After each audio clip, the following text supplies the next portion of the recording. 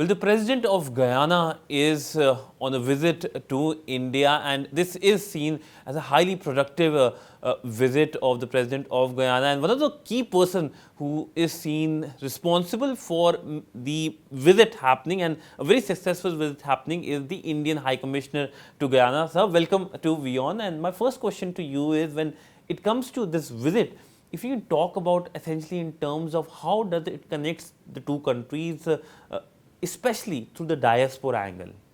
Thank you for having me on the show. Guyana, as you all know, has about 39% diaspora of Indian origin, and the connect has been there since the last 183 years. This visit, as you know, was linked with the Pravasi Bharatiya Divas, and His Excellency Dr. Mohammad Irfaan Ali was the chief guest for the event, and of course he was awarded the Pravasi Bharatiya Samman Awards. Dr. Irfaan Ali actually studied in India. Many of you might not know, in 2000 to 2003, he was a student at the Guru Gobind Singh Indraprasth University under the iTech scholarship of Government of India. And he was just telling me during the visit that this is his fourth visit to India, one as a student and a couple of times as an MP and a minister. And this is the first time that he has come as a head of state. And during this official visit, this diaspora connect was very well there to see for everybody. The Indo-Guyanese especially have retained their roots, even though it's over 180 years. They celebrate all the Indian festivals, the cuisine, the religion, the traditions, and at the same time, if you go to a mandir, for example, in Guyana, it seems that you have entered a time warp, a time capsule, because the bhajans that are sung there, the chopals, these are reminiscent of eastern UP, western Bihar, and I believe that if somebody wants to record them, it will be for posterity, because the traditions have remained, the old Bhojpuri songs, everything. So Guyana and India's connect, I call it the umbilical cord. So Dr. Mohammad Irfaan Ali has come back to his ancient motherland, where his ancestors went to Guyana from. So when it comes to this relationship, diaspora is the big component of this relationship, but increasingly we have seen other aspects. One is the energy aspect. Under your tenure, we saw the first consignment of energy coming to India. What is the future like? What are we looking at in the future when it comes to this energy pillar of the relationship? We should not talk in binaries on any relationship. The relationship between Guyana and India is not guided by energy alone. There are wide diverse areas of interest for both countries. Energy is one of them. Guyana started pumping out crude oil only in December 2020, and they are expected to be pumping out about 1.7 million barrels by 2035. At the same time, they will also become the world's richest per capita country. That's the estimate. They call it the Dubai of the Caribbean. India, as you know, does not work on a relationship which is quid pro quo. We maintain our traditional relationship, our partnerships across the world for our friendly countries with a view of a South-South cooperation. And Guyana has been a beneficiary of this aid partnership with India, be it the iTech scholarships, of which about 650 Guyanese have so far taken advantage of. His Excellency is one of them. At the same time, if you look at the various other sectors like the lines of credits and grants, the cricket stadium, for example, in Guyana was built by India in 2007 for the 2007 World Cup. At the same time, we have given them pumps to help them to combat floods. We have given them solar energy lamps. We have given them traffic lights in Georgetown, for example, were installed by India. We have given them a center for excellence in IT. Currently, there are infrastructure projects worth about 105 million going on. In fact, one of them is an ocean-going ferry, which is under the Indian government's line of credit and grant. It was done by the GRSE, the Garden Reach Shipbuilders in Kolkata, which is a defense public sector enterprise, and it has set sail for Guyana today, which is an auspicious day. I believe it's the birth anniversary of Swami Vivekananda today. At the same time, we have roads being constructed, hospitals being constructed, solar energy systems being used. One of the important chapters in this collaboration is education. Government of Guyana, apart from our scholarships in the ITEC and ICCR scholarships, has started a program called GOAL, G-O-A-L, under which they are giving about 6,000 scholarships every year for online degrees to Guyanese people. And you will be very happy to know that out of the 6,500, 4,600 every year are studying in Indian universities, which is a huge component, but it's also a recognition of the capabilities of the Indian education sector, their efficiency, and at the same time the worldwide recognition that it has. Coming to the energy sector that you have been asking me on, see, India took 2 loads actually last year. One was a consortium by HPCL and the Mittal Energy, which was in early last year, and later on by the Indian Oil Corporation. This oil, as you know, is the lifeline of all the countries, and we are dependent on imports. So, Government of India has been talking consistently to the Guyanese government. We are trying to work on a G2G basis, and at the same time I have decided in the talks today that there will be a couple of technical teams from both the countries which will sit down and discuss ways of collaboration on this. Guyana not only does have oil, it has gas. So gas is one more sector where India can collaborate, because we have lots of upstream, midstream and downstream companies. And at the same time, I'll be amiss if I don't mention that today we have signed a contract between Engineers India Limited and the Government of Guyana for a project management contract for a $800 million gas project, gas to energy project. You know, it's interesting to note that the implementing company for this project is an American company, but it will be supervised by an Indian company. So that is the technical prowess that we get. And at the same time, we have companies like RITES. RITES is established right now in India, in Guyana, sorry. And they are supervising many of the infrastructure projects. We have Indian companies already there. In fact, today afternoon, we had an interesting business session conducted by FICCI in association with CIA and ASSOCHAM, where we had hundreds of Indian companies who were wanting to collaborate with Guyana. In fact, this Pravasi Bharatiya Divas and the subsequent events that have shown is that Guyana had brought the biggest business delegation among all the countries. And trust me, I have been working with them closely, and we have linked them up with various industry bodies and the MPIDC, etc. All the businessmen have struck multiple deals with Indian companies, be it in manufacturing plants, waste management, solar energy, technology, infrastructure. Some have even bought barges, and most importantly, human resource. Because Guyana has been on the verge of transformation. They need skilled, semi-skilled and unskilled workers. And because the population is small, 800,000 only, they are dependent on other countries for that. And the president of Guyana himself is on record saying that he wants Indian talent to come to Guyana. In fact, they need nurses, paramedics, doctors, etc. At the same time, we are working on a system where we could implement the PM Janaushadhi, the Janaushadhi shops that are there, low-cost generic medicine shops. We are going to work with Guyana to establish them in Guyana. And at the same time, we are also trying to see if we can spread the use of Ayurveda and traditional medicines in Guyana. There has been fruitful talks for the president with the Honorable Prime Minister, the President, our External Affairs Minister, Dr. S. Jaishankar, and the Ministers of Agriculture, Agro-Processing. We also had the Minister of Health. All these ministers have met the President, and we have found interesting areas of collaboration. Guyana is actually wanting to be the breadbasket of the Caribbean. It has a rich soil, abundant water, and good connectivity in the region. And it has FTAs, free trade agreements, with all the Caribbean countries and the Latin American countries. So what's happening is that President Ali is also the head for agriculture in the CARICOM Quasi Cabinet, it is called. So his target is to reduce 25% of all imports to the Caribbean by 2025 and to improve food production. So Guyana is offering lots of land lease for growing soya, corn, etc. So they are looking for investors.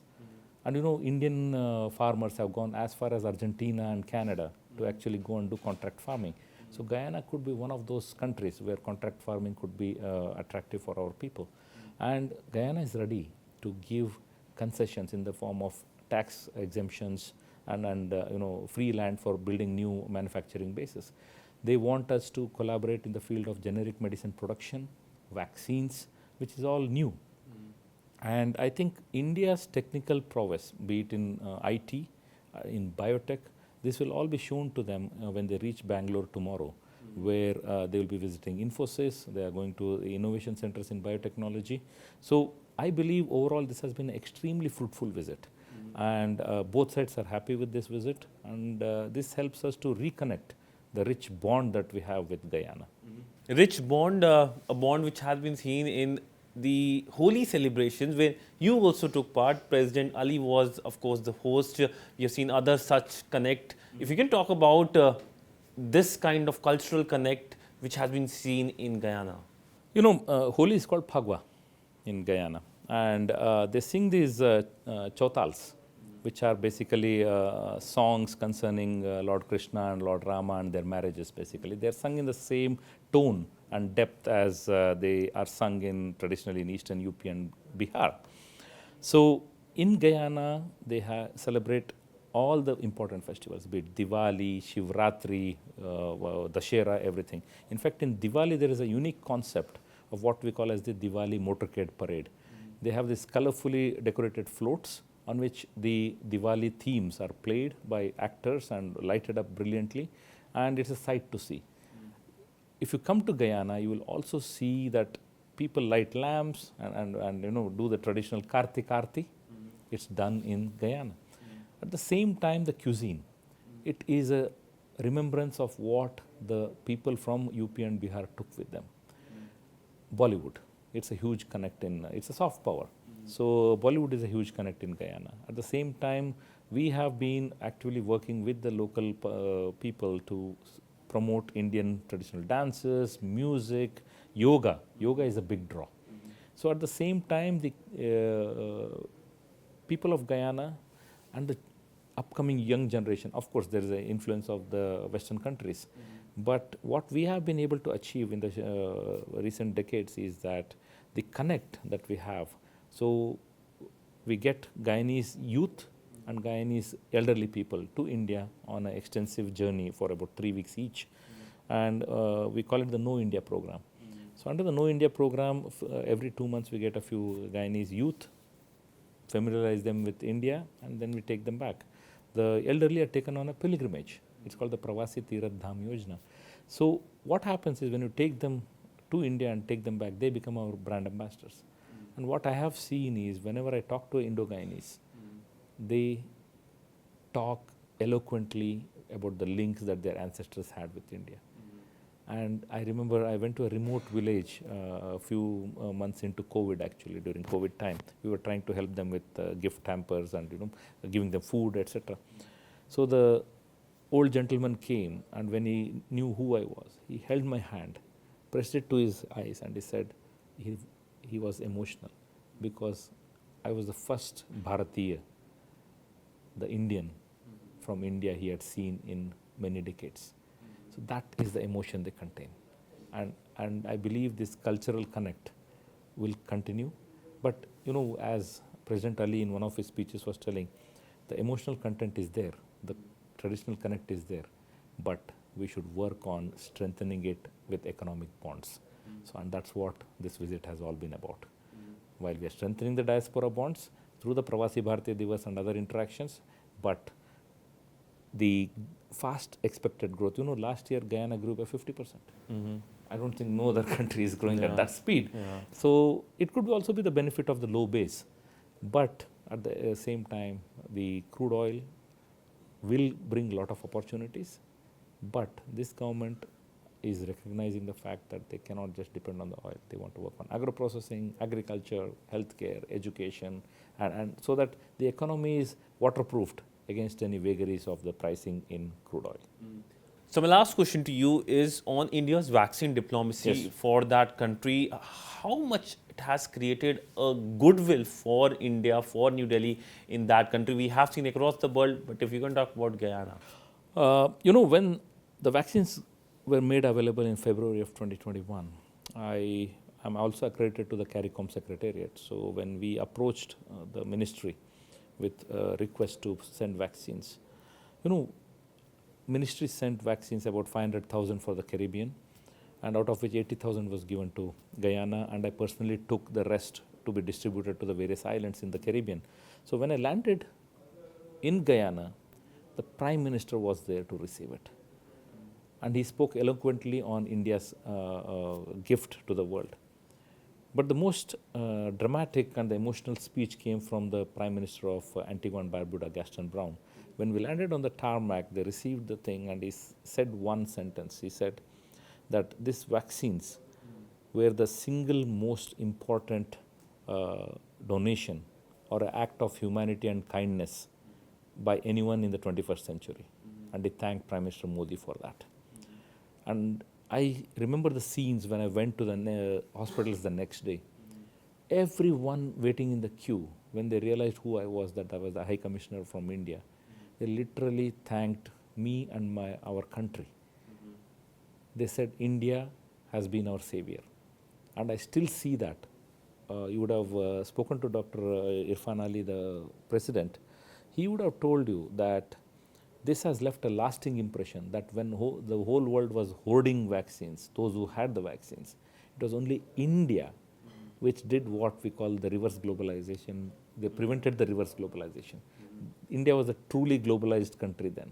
So this vaccine diplomacy has really helped India. I tell you, today, if India has a good standing in the world, in that region, it was reinforced. We already had a good standing because of our morals, our principles, and our strengths. But vaccine diplomacy further strengthened it.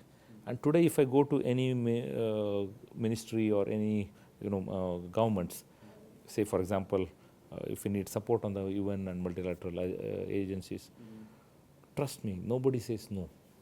It's India's image that we will help others no matter what. And Prime Minister Modi has shown that, and the Indian government has shown that, the Indian people have shown that they can be generous and they can take care of the world in spite of anything that affects them.